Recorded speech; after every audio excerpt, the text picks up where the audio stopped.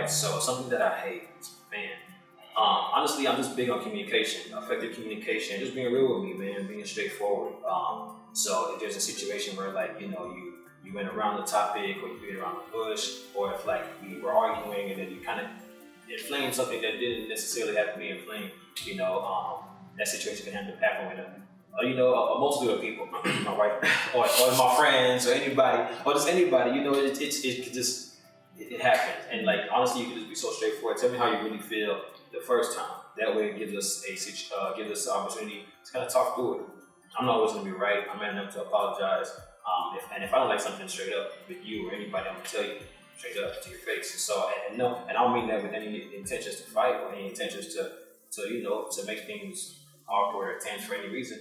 But I'm going to tell you straight up, hey, I don't like that. That gives you the opportunity to be like, you know what, my bad. Or if you did it to me, my bad. So and so, person A and B, I didn't mean it like that. Let's move on. And if we're meant to be cool, we're meant to be cool. If we're not, sorry, fam. So that's kind of it. Okay.